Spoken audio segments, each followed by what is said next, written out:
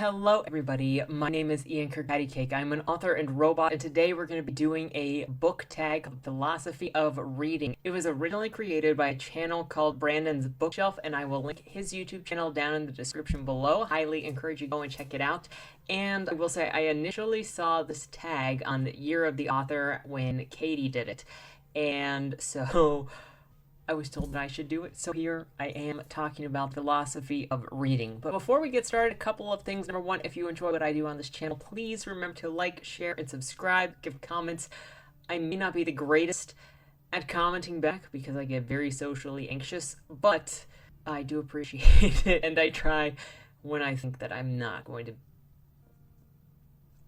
be too anxious responding. Number two is if you'd like to be featured on this channel, check out the links down below. One is PitchFit and the other is Lemwy.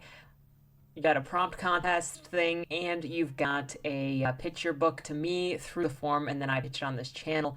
So with that said, let's go ahead and get into the tag questions. Number one is, what's most important, a good character, a plot, or a message?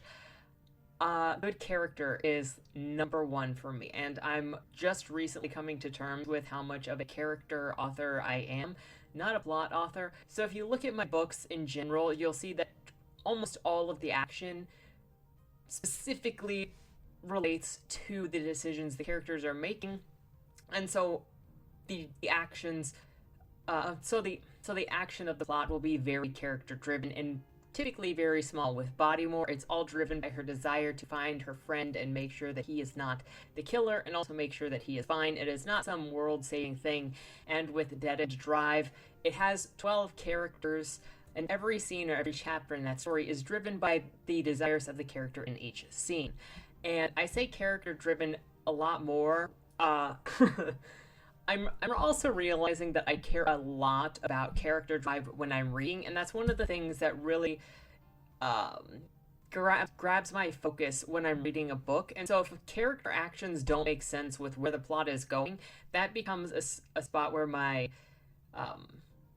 suspension of disbelief can't sustain. The character actions have to make sense and not just be pushed along the plot, or else it just feels so shallow to me. And I know that tons of people enjoy plot-driven stories and world building, so there's nothing against that. But I am kind of obsessed with psychology. I'm studying it. I hope to work in psychology at some point. And so I realize that character analysis, character drive, character psychology is the number one thing for me. And I think if you are honest about who the characters are in the situation, you'll also end up getting a message through those characters. But I think the message is the least important of all of these things, specifically because if you make message your number one, then you're not writing a book, you're writing speech to, persuade people. It's a rhetoric device. But then number two, your characters all just become, well, they're not real anymore. They're not trying to be real. They're not trying to connect with people on anything they have in common. It just becomes a way to try to teach people. And nobody liked the TV shows that were all about trying to educate. Everybody laughs at the Christian specials. And so if you make message number one, then you're basically just creating educational material instead of a human experience and good storytelling. And I think that the focus on character can then obfuscate looking just directly at the plot, because you're trying to make sense of the intentions and the motivations of the characters as they move forward into something new. And maybe those actions were not what the author intended, and maybe you're reading it differently. Oh, that's where I was going to go with the message thing as well, is you can implant a message into your story, write different messages in your story. Like I could say Dead End Drive, Bodymore, and Boom Boom Boom all have different messages kind of mixed in there that you can find. But if you write a story with a message and it's not obvious, that's the good way to write a message, because then people can just analyze your book and they can pick up things where they feel like it. But if you leave it so that it's kind of ambiguous or it has to be found, then you also make it so your message may not be found, or people may misinterpret your message. And the only way to fix that is to be very, very direct with what your message is, which then turns it into a preaching pulpit or a teaching moment. It takes it away from the story. So those are the major problems you might run into if you go with message over character or plot. So I would say first character, and then plot, and then message. But finding a story that has a cool message along with the characters is always very fun. Like, I love that Bodymore is very much about trauma, the response to trauma, intergenerational trauma, and how trauma not only affects an individual, but the family and the community, and just the cohesion of everything. And it can doom you for a long time. And also how grief sticks around. But also, those elements of that storyline are subtle, and you have to be looking at the text for those things, or you're possibly going to miss them. Number 2, should one read books about ideas or opinions they disagree with? Absolutely.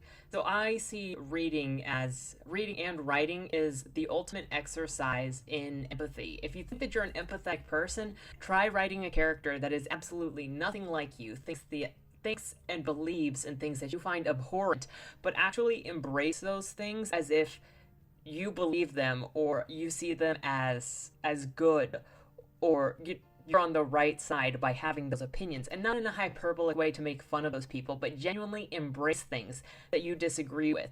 And if you can't, then you don't necessarily know how to go that far with empathy. So I'm looking at this as one of my passion projects, which is scheduled to come out, I think, in 2023, if all goes well, is my book that's inspired by the life of Jeffrey Dahmer. He is the main character. You get to follow Cain and Abel as they go through life. If you want some vibes for it, think The Joker from 2019 meets Fight Club, because you're going to have a lot of this just following this character around as he struggles and goes through life, and he sinks into this isolation that turns to madness. And if you approach, obviously, pretty much most people approach Jeffrey Dahmer as a monster and an evil person because of the things that he did, but if you can't look at him as a person and get into his psychology and try to understand why he did the things he did and what drove him and what somebody in that position feels like, then you're not necessarily able to empathize with them. If you always have to write them with some kind of sensationalist, this person is evil, then you're not necessarily able to empathize with them. So I think in multiple ways, reading books about ideas and opinions that you disagree with, one, it gives you the ability to really see inside somebody's head. Like, reading, not in every single way do you just get a direct answer necessarily, but when you read, people are more honest than typically when they speak. You get an idea of how they view the world, of how they package things, of what type of humor they have, if they're hopeful, if they're nihilistic. You can actually really learn a lot about somebody from how they form stories and characters. Like Stephen King's books are always insanely depressing, and my books may have a lot of death in them, but there's always hope at the end. And so you get to see kind of, one, how the person views the world, how they interpret the world, which ideas they present. And that's not to say every character in a book is going to present ideas that the author agrees with, but you're going to see interpretations of the world through the author's eyes. If you look at Dead End Drive, there are a lot of exaggerations in there because it's satire. But if you think about it, a lot of these characters are the ridiculous things that I see taken to an extreme. They're observations of behaviors, of vices, of something that I see on a small scale taken to a big thing. You can look at them as just as stereotypes, or you can look at them as the exaggerations, the representatives of what they are. That is this Achilles heel or this vice that is out there, and then just explode it like you're supposed to. Like, this is what you do with satire. You see a little thing and you just whoosh. Anyway, yes, you should read ideas and opinions of books and people that you don't agree with, because you get various points of view, you learn a lot, and it actually does help not only your writing, but it helps you understand your own reasoning. Maybe you learn something or learn how your ideas fit against theirs, and it also helps you, and I think it also helps realize that disagreement doesn't mean that somebody is evil or that you're hated because you have disagreements. You get to see the rationale and the logic that maybe you didn't get before, and you don't have to agree with it.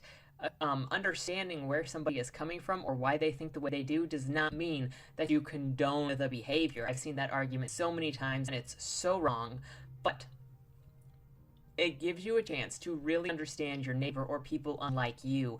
And I think that's, one, an important skill for an author, but two, an important part of just being a compassionate person. And I specifically go out to find books and read books that are by people that I don't agree with or that have ideas that I don't agree with, because I want to see what they really think. That's why I've got book reviews of like Ibram X. Kendi on my channel, and what Feminist City because I want to see what they really think and how they really are. But I do the same thing with serial killers and with criminology, and I just want to get into the heads of these people to understand what drives them. An extra bonus on that scale is being able to read something and distance yourself from the content so you don't take it personally. If that person says something about anything that relates to you, being able to take information objectively and just analyze it and go, well, this doesn't matter to me personally, but I see what they're saying is a very good skill to have. And also you can take it over to your receiving critiques and book reviews to help not have as much sting. Anyway, I've gone on about this for a while. Question 3. As tech advances, what do you think will be the role of books? So I might be a bit of a Luddite here, but I don't think that books are ever going to get out of style, and I don't think people are ever truly going to want to get rid of books. I think the only way that physical manifestations of books disappear is if they become way too expensive to actually print or for anybody to afford, and then they will just be luxury items that the rich people can have, but everybody else has to have digital copies. But I think that we've learned a lot through both science fiction and stuff that's happened online, that anything that is not physical or detached from the internet can be edited or removed at any given time. I remember a number of years ago when my mom discovered that her buying books on Kindle actually just meant that she was being loaned the books on Kindle and they could be taken from her phone or from her library at any given time.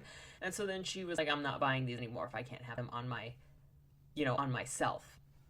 And so if you can have your stuff reclaimed at any given moment, even though you've paid for it, what is the point? So I don't necessarily think that technology is going to advance so far that when books are unnecessary or unwanted, but the only way they go out of style is if they are too expensive for regular people to afford. And I also don't think that books are ever going to be not wanted. People like reading. Yes, it is hard. Yes, it requires focus. But I also think that when you can focus on a book, it gives you mental clarity that other things don't do because you have to shut out everything else in order to focus on the book. And I notice that when I'm actively reading at least 30 minutes a day, my focus overall every day is better than when I'm not reading and then I have a shorter attention span. So I think reading is valuable to the point that we're not going to get rid of reading totally for stuff like audiobooks or only visual mediums, and I don't think we're only going to go to digital copies. I think it would be a disaster if we did. Number 4, how important are summaries, reviews, and art in your book choosing? So I don't really read the summaries for books before I get them. I might skim like the first paragraph to maybe get an idea because I want to know what is in the book. Is it a serial killer book? Is it a whatever kind of book? Typically, I will read the summaries after I read the book because I want to see how well the book matches up to the summary that I was given, and I've had a couple of rants on this channel about many times the summary not matching the book. Reviews don't really matter that much to me when I'm picking up a book. I would also say that ratings don't really matter to me because I'll pick up a book with 1-star average or 2-star average. I don't really care. I'll actually pick up controversial books on purpose, and I've noticed that controversial books in general on Goodreads will be between like a 2.5 and 3.8 if there's a lot of stuff to talk about, if there's some variation, usually if it's character driven, and then anything above that is typically very beloved or it fits very firmly into a genre with a lot of fans. So ratings, reviews, and reviews don't really affect if I purchase a book, unless the one caveat to that is if the reviews are very critical and it's egregious and it's like, whoa, this is supposed to be like super offensive, or somebody had a very strong reaction to it, that will get me to read the book because I want to see if it really is as bad as somebody says. So bad reviews sell me books because I gotta see if those bad reviews are honest in how bad the content is. The book cover art does matter to me to some extent because if your book cover art does not look like you took time on it, or it looks kind of like fan art or something, I'm going to question the quality of the book because that is your first impression that you get. So I know not everybody can afford beautiful, beautiful covers, but also that is the first impression that you're making, and if you can't be bothered to kind of tell me a good story visually with that first impression, I don't know if I can trust you with hours of my life, if not more than that, if the book's like this thick. if the cover is not great. But also, some of my favorite authors don't really have notable covers. Like, I do not care about the cover on Glamorama. I don't care about the cover on American Psycho. I don't. One of the covers on Less Than Zero I think is pretty cool. The Shrine of Jeffrey Dahmer, I don't really care about the cover. Most true crime books, I kind of don't like the cover because they very specifically look sensational, as you would imagine. But again, I don't really care about the cover so much as the content, the general content of the story. I think if you just tell me it has these elements, that'll sell me a book better than the summary, the reviews. The art will give me confidence in how well you pull off those elements. Number 5, should one ever skim or scan a book? I mean, you can. I don't think that you necessarily get as much out of it if you skim it, but also there are times where skimming makes sense. Sometimes stuff can go on forever. If it's a fast-paced book, you might get lost by skimming. So, I mean, weigh it as you will. I just think that you get a different experience if you skim because you're not necessarily paying as much attention, so you might miss some things. But read how you feel like it. 6, should reading always be enjoyable?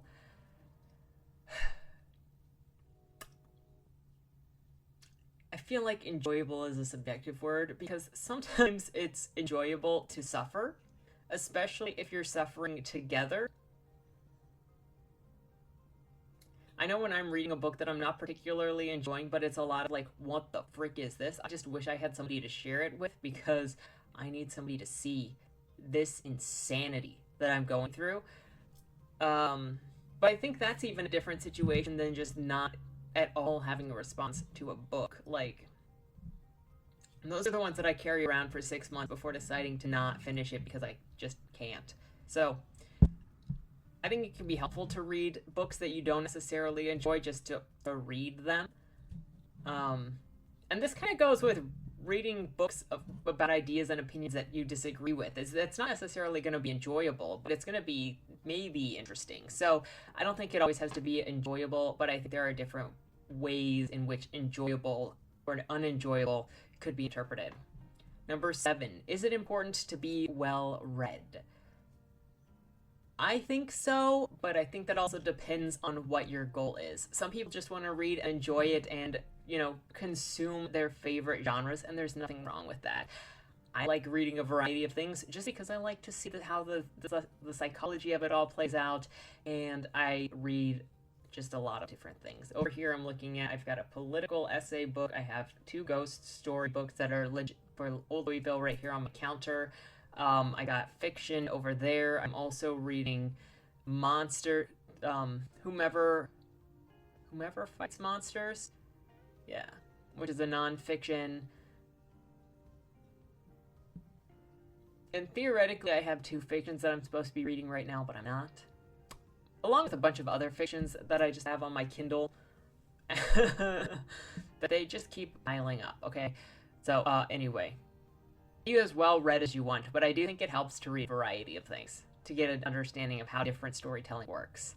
Number 8, what is your book buying process? Well, sometimes they show up in my inbox as here's an invitation. Sometimes I run into them on social media with people talking about them, and I click the Goodreads and I see that they're controversial in their reviews, and so I click them, or I see a recommendation among them on a different social media website, and I go, okay, I will see what it is that you're doing, and I will be honest, indie authors kind of scare me off them a little bit, because I had some situations with indie authors where I'm not trying to do anything but just be a reader and share my experience with the book, and there have been attacks received for not just having blatant praise for a book. And I'm not trying to be a dick, I'm just saying what I see, and I'm hoping to invite conversation in book reviewing time. But when there's just ongoing or really nasty responses to receiving a book review, it makes me not want to read indie books anymore. I mean, not really, because I think there's such a vast variety of indie books, but it does make me skeptical of anybody that says, hey, would you take a look at my book, because I don't want to start any kind of beef because interpersonal things, Anyway, I don't know, I just find them anywhere, everywhere. I have a list and I randomly buy them. Oh, and like with these books, like I said, I keep bringing these up. I still haven't read them yet because I'm waiting until I actually work on the Heaven and Earth duology. But these, I just went on a ghost tour when I visited Louisville, and the ghost tour guy wrote books about his experiences in those areas, and so I went and bought them like immediately, at least these two collections of them. So, I don't know, buying process is just kind of anywhere, everywhere, especially controversial, especially if it's a favorite author. If I'm in the mood for Bret Easton Ellis and I want to go get one, then I'll go get one. But I think the books of his that I really actually cared about. Um, yeah. I think with the book buying process too, it's a lot more of I want to read about this thing, and so then I'll go and look at my to reads list that I just pile up as I go, because clearly we find more books all the time than we need, and then I look for something that might tickle that pickle from the list, and so I just build it from that list, and also randomly buy books that show up in my inbox.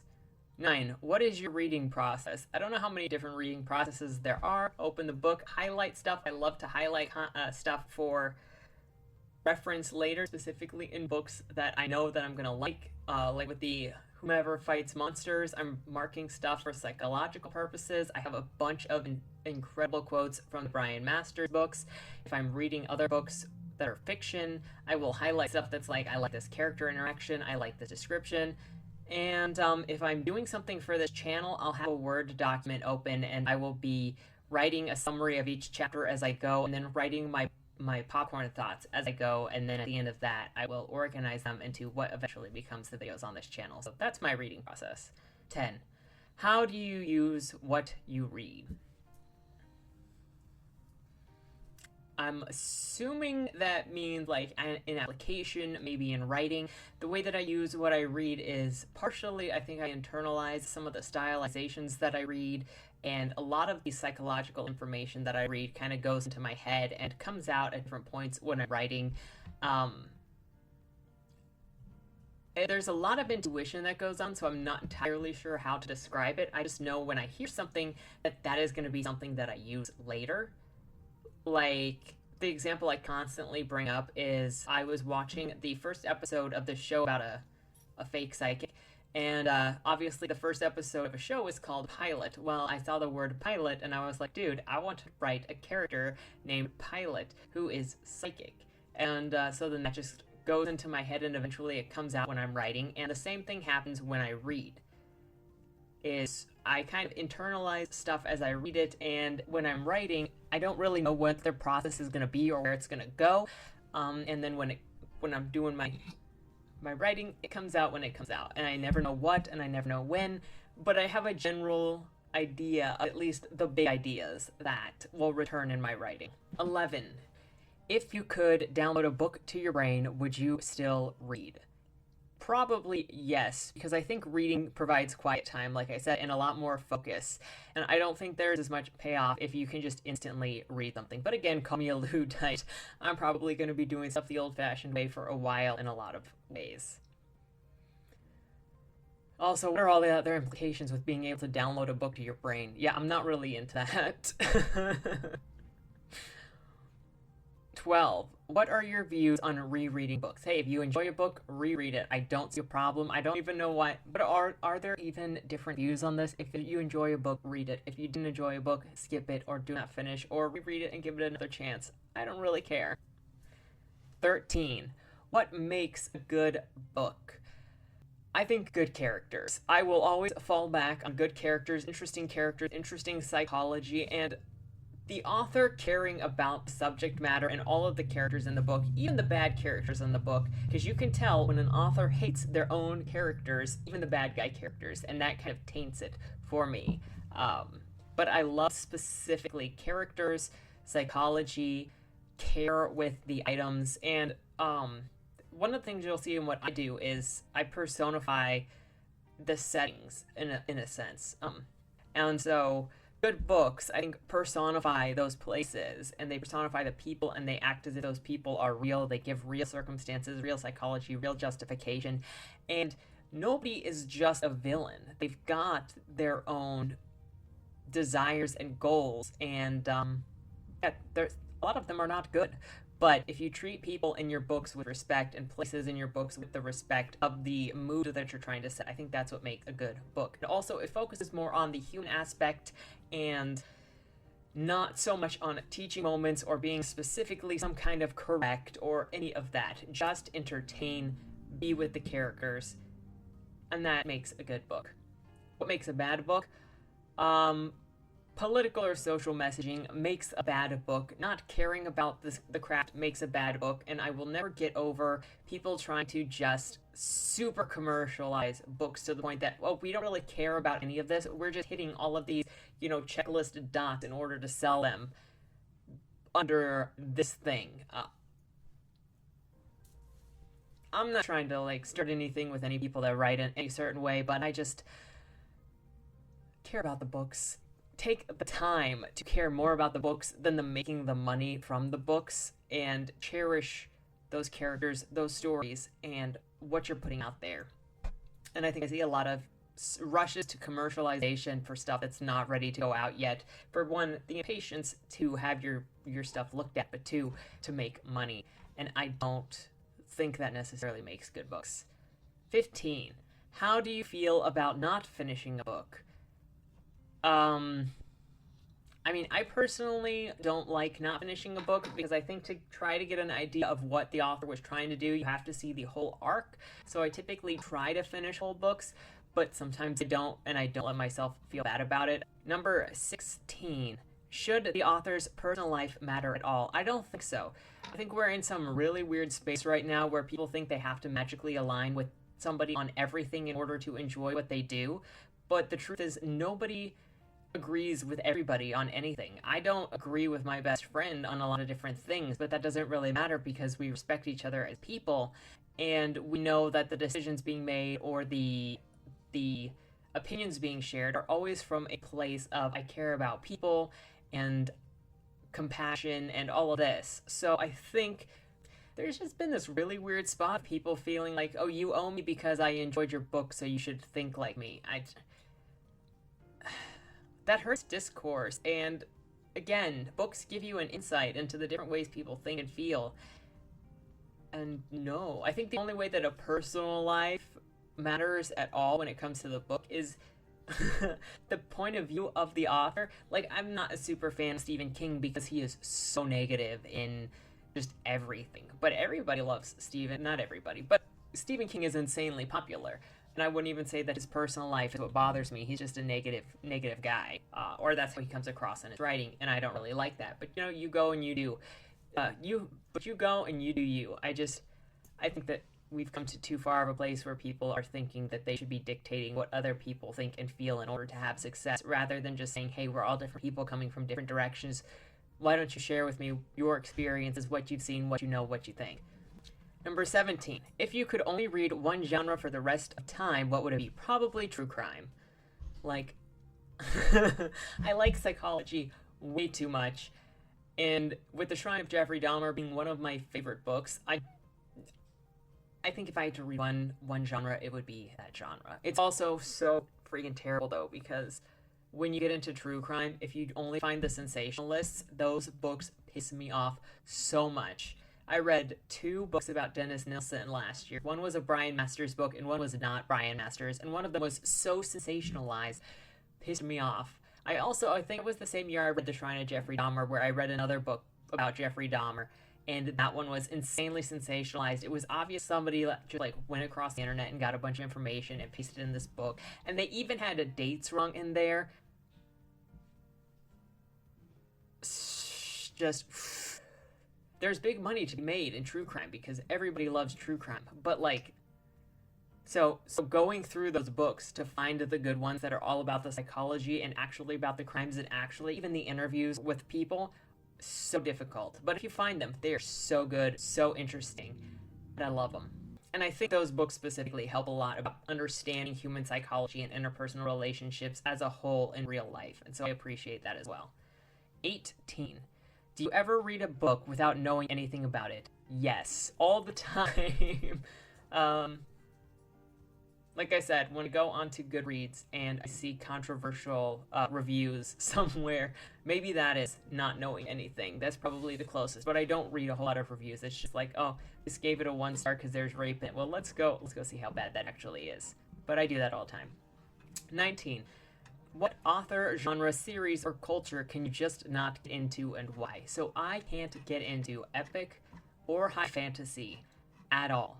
Like, I know so many people love it so much, where there are like these maps and there are all these races and there's all this huge, ginormous world building, and I just don't care. And it's the focus on the characters that matter so much to me that I think when it's such a big genre with world building, Tatum, come here. When it's such a big genre of world building, the people get lost and I can't focus on the story because it's into these other things.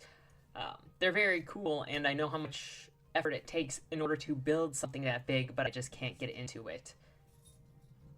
I've also never been into Harry Potter, but, or Game of Thrones, but that falls into the epic fantasy for some, for most, for some. Also, stuff that is, like, written with the sex where the pages feel wet. I never feel more asexual than when I'm reading that stuff because I don't get it, and I don't understand if people are really enjoying that stuff. I feel so alien when I'm reading it. Yeah. Nothing on you guys. I do much prefer sexy drawn art over written smut. And then number 20, do you think everyone should read and why? I do think everybody should read. Like I said previously in this video, I think it improves your focus and helps with that low attention span. If you're feeling like really jittery, just start reading maybe 1 page, 2 pages, 3 pages a day and slowly make it more and more until you're focusing more and more. Because like I said, focusing half an hour to an hour every day to read, or even just most days, if not every day, helps to get your mind to stop being everywhere and to just get into this thing. I also think that highlighting stuff helps me focus more when I'm reading as well. And then also, reading allows you to see into the minds of other people, to see worlds that other people see that you don't see, and to interpret things in ways that you don't necessarily see them. So I think reading, and it does it in ways that the visual arts can't. So I'll reference very specifically the book and movie Unpregnant, which I did a review of the book on this channel, and I talked about the differences, some of the differences between the book and the movie. And I think you get a much better picture of the author and the way that she sees the world through the book than through the movie, because they had to change a lot of stuff through the movie and removed a lot of the author's perspective and voice in the narration by changing it into a movie.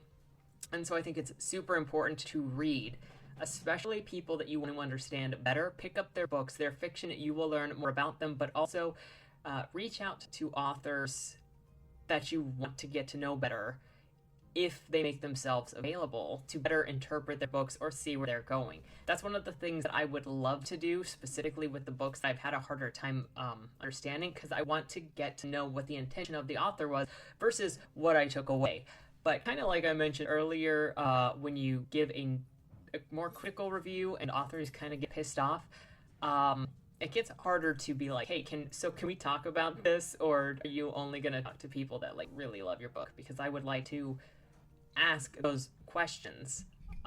It just gets hard. Anyway, I am now rambling. Anyway, those were the 20 questions for the philosophy of reading by Brandon's Bookshelf.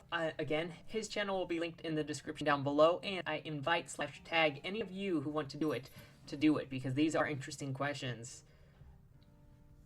And I ranted for a while. Anyway, thank you so much for watching. I hope you have a happy Monday, a great week, Merry Christmas, and don't die.